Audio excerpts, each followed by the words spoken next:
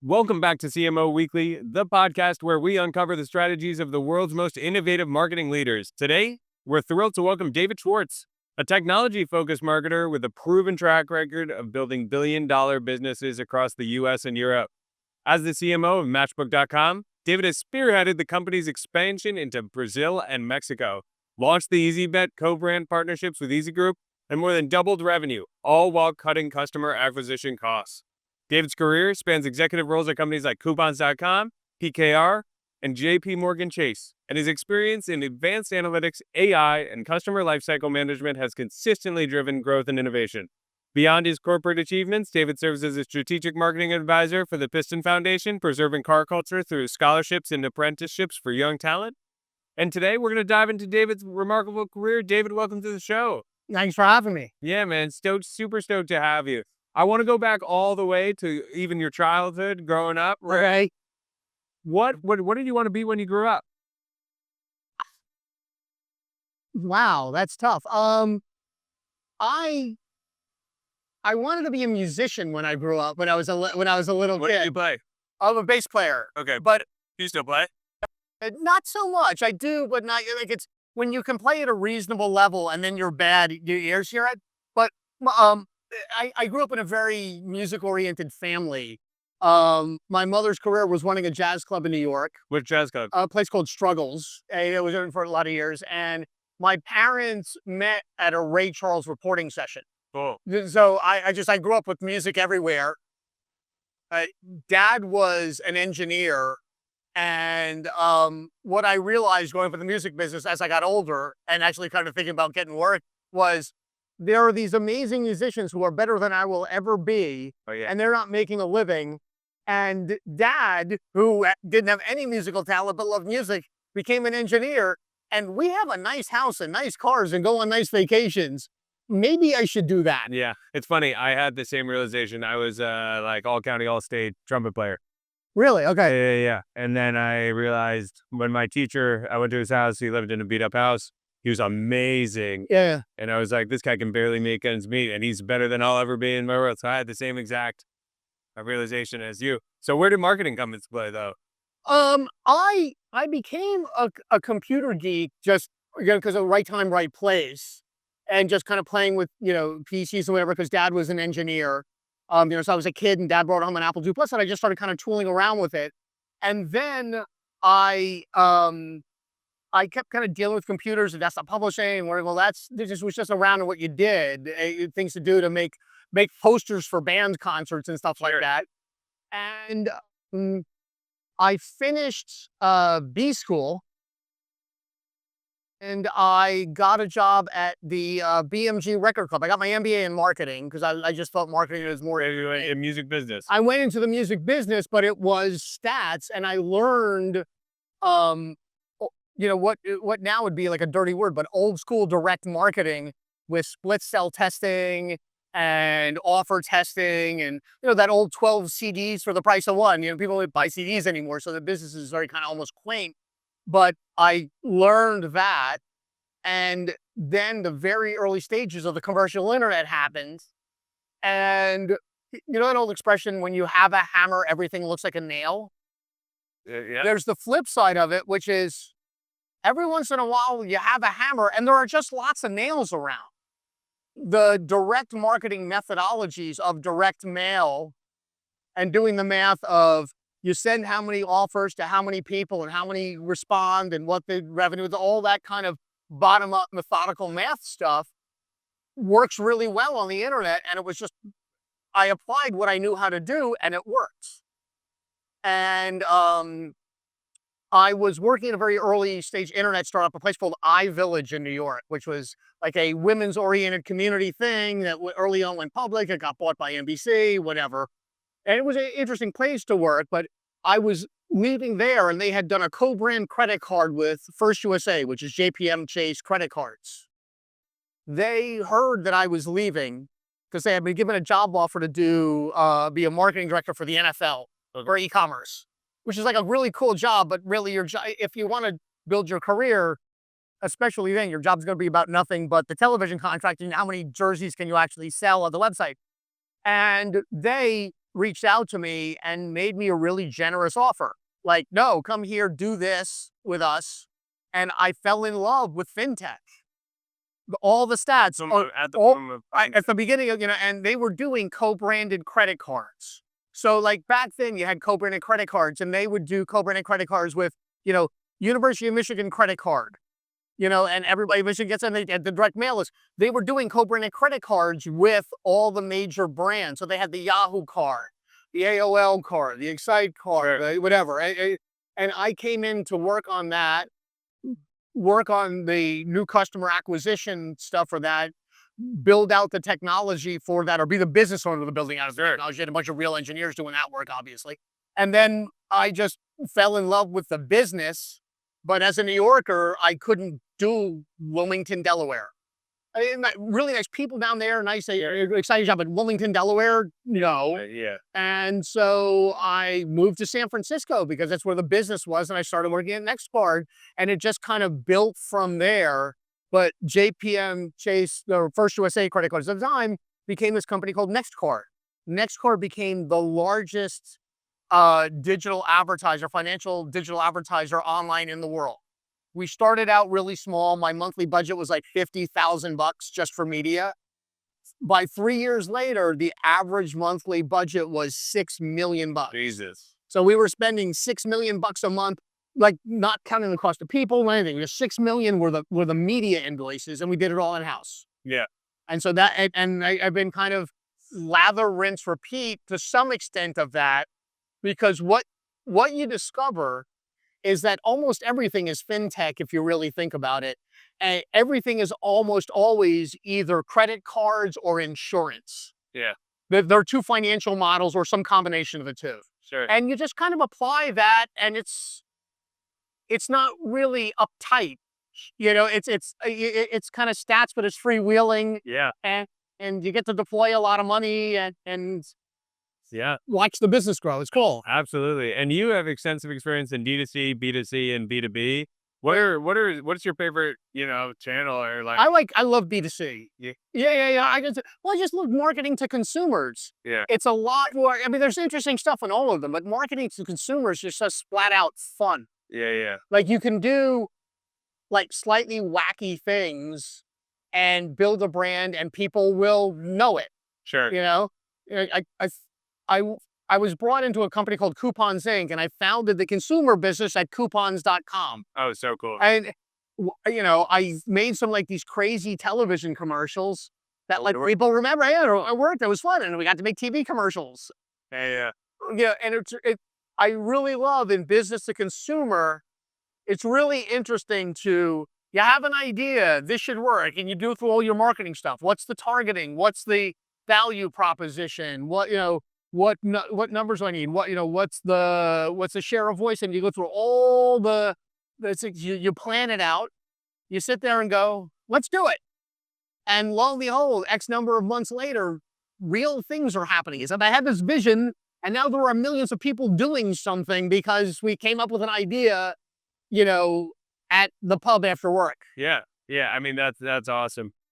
Talk to me about Matchbook and what you're doing now, right? Like, what made it the right move for you, and what were they looking to you to do when they brought you in? Well, Matchbook is a really, like I said, everything's fintech. It's either insurance or credit cards. Online gambling is, sports betting in particular, is a combination, really, financial models. I won't bore you with why, but they are. The CEO of the company is a friend of mine who I've previously worked with. And we've worked together doing kind of this same thing. He was brought in to help structure this company and prepare it for growth. And he said, I'm working at Matchbook now. It looks interesting. We're not doing the proper type of focused digital marketing that you do.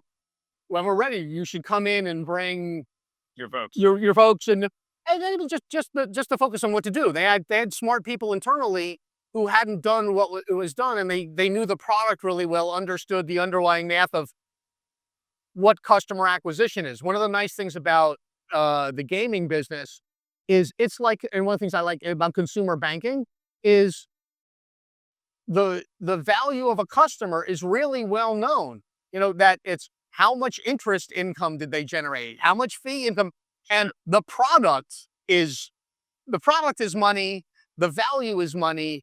It's not really esoteric. Sure. You don't need to sit there and think, what's the lifetime value of somebody who buys Nike sneakers? That's cool and interesting. But it's harder to It's just harder to do with a whole mess of stuff. For me, it can all live in a spreadsheet and live in a flow. Yeah. And if you're good at capturing the numbers, it all shows up. So the CEO brought me in to do that. I had previously worked in the UK before. I've kind of been back and forth. I've worked in Europe on and off for a bunch of years. And I like being in Europe. I also like being in America. So I'm back and forth. So I work for a UK company, but I'm based in Seattle. Okay. And so I come over 4 times a year for like a month and go to different places to see the different offices and everything. It's kind of a cool, fun life. What is the, what do you like about doing business over here in Europe? Well, I like being in Europe and I like the small cities. I like the gambling business. There are cool, nice people. They're smart and they think about everything in a very mercantile kind of way. Spend money, make money, how much money, what's your return? Like it's really easy. Yeah. It's very pragmatic. It's pragmatic and direct at the same time. It's the gambling business is the casino business, which is the hospitality business. So you have drinks, you have dinner, so it's not, you're not buried in a cubicle Sure. doing nothing but what it is. And then when you're on the brand side doing what I do, you're a budget. And when you're a budget, everybody comes to you. So at a certain level, there's lots of inbound that you get to kind of figure out what's the right opportunity and is this going to work for me? Is this cool? I love scouting out new ideas. So, when I found out about Open Fortune, I was like, I love this idea. And as a marketing geek, I love that I can figure out how much does it cost me a cookie? How many conversions am I going to get? How do I do it? It's a new thing. It's a new thing. It's a new bunch of math. And, at the end of the day, and is it scalable? I also like B2C because the addressable market for consumer stuff tends to be huge. Sure. And, like if you're Bounty paper towels, what's the addressable market? People who like to wipe their face or have dirty hands. Yeah. Okay. What's the addressable market for sports betting? People who like watching sports. Yeah. It's a lot of people. It's a lot of people. It's really cool. You can different segment of it and what's going on. And what has living in Europe taught you, just about the world in general as well, and all your travels? Well, it's interesting it makes me actually appreciate. I love being here and I love the lifestyle here and people are very nice and thoughtful and everything. It's a lot easier to do stuff in America. Yeah. Like in general in Europe, you ask for permission. In America, Europe, you ask for permission. In the United States, rather, you ask for forgiveness. We're going to do this thing. That the general rule is, unless they tell you can't do it, you can do it. Yeah. Here is you have to figure out whether you're allowed to do it and don't do it. So it's tougher and takes longer to do here. But the country by country nature of it's a single market. Sure. But the country by country nature of it allows for very interesting testing and segmentation. You want to test French, you want to do France, just make French ads. You want to test in Germany, German ads. That the geo nature of the countries allows you to try different strategies, and there's a certain degree of isolation. You get to see how the different markets react. And that's better and easier in the United States, where the state-by-state nature of it actually is hard to pull out. Sure. In the US, you can be more aggressive. Here, you can be more market-by-market methodical and understanding the differences. Sure. No, that's really, really fascinating to me. And you had a 100%, year-over-year revenue increase, which is absolutely like amazing. Why do you think, what was key to that, making that happen? The key to figuring that out was actually figuring out the value proposition and investing a lot of time and effort in data and analytics and just figuring out what the conversion rates need to be. And what you do is you build what I call the data factory to capture data. And that's how many, how many impressions, how many clicks, how many visits, how many natural visits, how many registrations, how many people are depositing, how many people are betting, what do the revenue streams look like? And you start building models even before you do anything. And the secret is, and this is something that is a little counterintuitive, you make assumptions about every single step of the process because it gives you two things. One, what I've discovered is across time, if you segment down your assumptions, your estimates tend to be over one area and under in another. So in aggregate, by breaking it down to X number of steps, you tend to be closer. Sure. And at each step, if you're just crazily wrong, Yeah. it becomes really obvious really quickly. A lot of times people go, well, let's just start running it and we'll see, and then we'll set the objectives. No, set an objective. It's okay to be wrong because you'll know you're wrong in 3 days as opposed to figuring out what the right number is in 3 months. No, that's really, really interesting. I wanted to ask you what you're most excited about, like going into the new year, with this, like you had a big last year. Now you're trying to double down on what works and find new things. What are you most stoked about? Well, there are a couple of things. We're excited about that, the Latin American market for us, just in this narrow instance, is new. So there's all of a sudden we're entering 2 huge markets. Just the first 2 markets we're entering are Brazil, well over 200 million people, Mexico over 100 million. So all of a sudden I'm hitting an addressable market between just those 2 countries of population bigger than the United States. It's like 375 million people, give or take, that I'm hitting. There's a lot to do there, and it's all green field. So we get to kind of, what do you want to do? Let's figure it out. Yeah. So that's really exciting as well. And then the other thing is we grew like mad last year. We did a good job with it, but now it's time to kind of focus on the internal retooling of the business. The automate, you have a lot of what in technology world are called dev debt. Yeah. If you're building a software product. Sure. Let's hack this thing together and we'll clean it up later. Well, on the business side, you don't have automation. There's lots of stuff that requires a ton of human interaction. Sure. In every single day. And, it's like 1,000 monkeys doing stuff, not the people doing it, monkeys, but it's just, well, to automate that and to make kind of the beautiful mind object of this thing where you want something to happen, you adjust the budget, it gets automatically deployed, the data starts showing up in an hour, it's updated in real time. Yeah. And, and you go home and by the time you get to your desk at 9 o'clock in the morning, you know what's happening. In digital, I have a kind of a standard line that I use all the time is the 2 most difficult questions to answer in digital marketing are, 1, how did we do yesterday? Yeah. And 2, what do we do about that today? Yeah. And it sounds simple, but how do we do yesterday requires the investment of tons of time and effort and investment in technology and data to gather all this stuff. What happened yesterday? That's the ton of data needs to be there quickly. It needs to be processed. And then what do we do about it today? It needs to be organized in a way that it's actionable. Yeah, absolutely. And so I love that thing. It's almost like the thrill of gambling. It's like a poker game. Yeah. You're like the same thrill on, is that guy bluffing? The same thing on, do I go all in? That same thing on, do I try to get him to, do I try to bleed money out of him because I think he thinks that I got nothing, but I really got a great hand.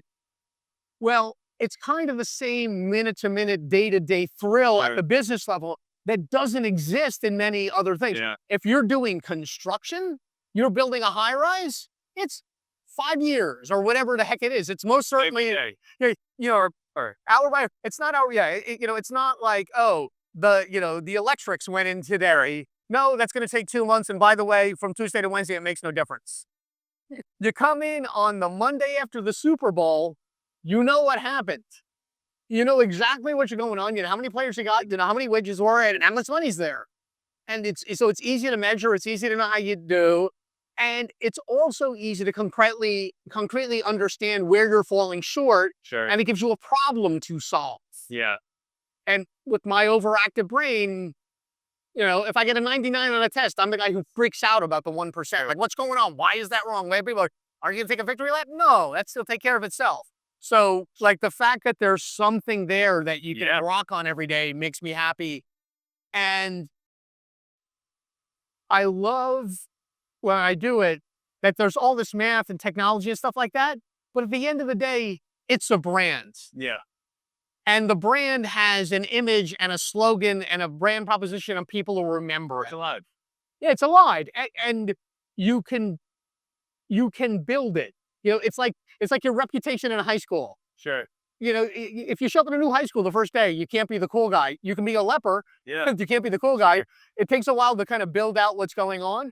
And that becomes, well, when you see your brand and the brand's beyond you, when we built when I built coupons.com with the great team that we had there, we had a couple of great slogans, a better way to save, saving the world 25 cents at a time. Like, people remembered it. It was cool. You're like, oh yeah, I see that. That's great. And they like the value proposition. Wait, I saved 20 bucks on groceries. Here, the nature of Matchbook is it's a betting exchange, which is a different thing.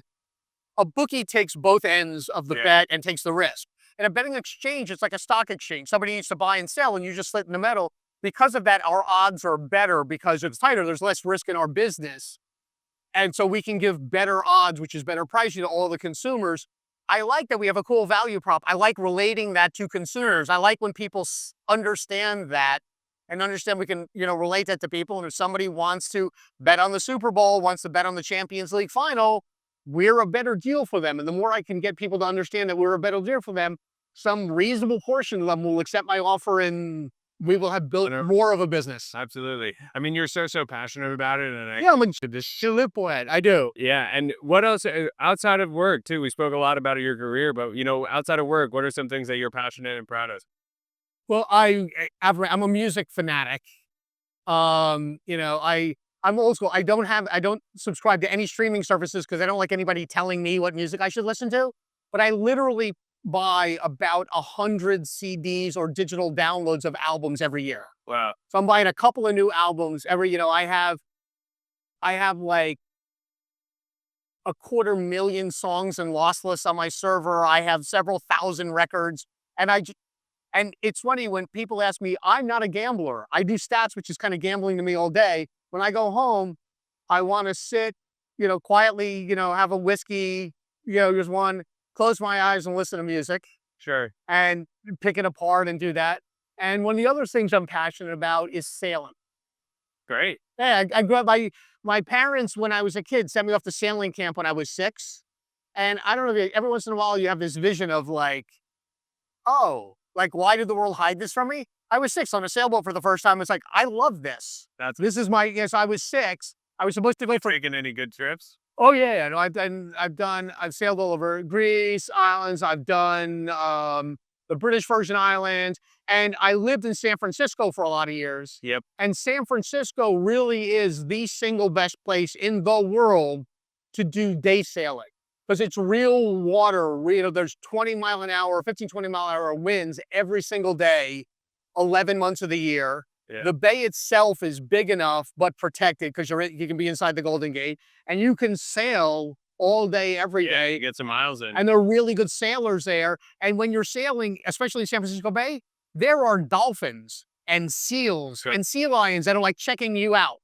Yeah, it's so cool. Yeah, so I love doing that. I love being on the water. And for me, sailing has this strange combo. At a certain level, it's like music. My Zen moment is something where I need my brain to focus on something that you can't control, you can't solve, but it gives my brain something to think about. Sure. You're looking at the wind, you're looking at the water, you're thinking about the record, you're thinking about what the bass player is doing, you're thinking about what the drummer is doing, you're thinking about the cymbal they're hitting and why are they doing in that order. So it gives me something to, but at the same time, crazy me finds that calming. Yeah. I mean, that's awesome. And you clearly know yourself and sailing, it sounds great. And music, those are both amazing passions. But thank you so much for joining us, man. I got some quick questions for you and then we'll get you out of here. All right. All right. Person you'd most want to sit down to dinner with, dead or alive? Wow. John Adams. That's a good one. First John Adams I've gotten. Favorite city in the world? New York. There you go. Is it okay to sleep with socks on? No. Favorite movie? Uh, uh, wow. Mm, Either a Raging Bull or Repo Man. Favorite artist or musician or band? Favorite band is the Beatles. Favorite artist is Calgar. Favorite musician, wow. Uh, Maybe Jim Hall, jazz guitar genius, who passed away a few years ago. Amazing. I gotta check them out. In 40 years from now, what will people be nostalgic for? What will people be nostalgic for? Um, Open spaces. That's a good one. Top 3 CEOs right now. Top 3 CEOs right now. Uh, Jamie Dimon. Mhm. God, let me think of who I would pick as a number 2. I'm trying to. It's so funny. I'm so focused on finance. I'm trying to go broader and think about people who are doing more interesting things. Wow, that's funny. And so let's just change it to Yeah. top, like, who do you think top CEO right now? And just say Jamie? Or what? Yeah. I mean, at the end of the day, he's built he built a company by acquiring stuff and has built a juggernaut that is a company, and he hasn't lost sight of the world. Sure. A lot of the other big CEOs lose sight of the world. I'm not an Elon Musk fan in that he's lost to me. He's lost truck with humanity. Yeah. Jeff Bezos, to some extent, has lost truck with humanity. They're smart guys and they're working on what they're working on, but they don't think about the broader picture of what they're doing. I agree. And a lot of people, I say, I got a lot of Elon Musk and the top CEOs, and I agree with your take. Yeah. One thing people don't understand about your job. Um, it's all stats. It's all I say there are two types of CMOs. The ones who wear cool shirts and the ones who live in spreadsheets. there, Either the ones who earn their living or the ones who live in spreadsheets, and I'm a stats guy. there you go. I love it. Worst piece of advice you've ever gotten? Worst piece of advice I ever got. Don't buy any Netscape stock when they're going public. It's a scam. This is about getting money back to the original investors. Best piece of advice? Best piece of advice. Put your head down, do work one bit at a time, build small bits of incremental value, do the stacks, do good, and doing well will take care of itself, and you'll like yourself more. I love it. And last one, where can we find you in 10 years from now? Where can you find me 10 years from now? Hopefully retired on a sailboat cruising around, I don't know, the outskirts of Sicily. There you go. Amazing. Well, there, It was a real pleasure. yeah, Really. absolutely.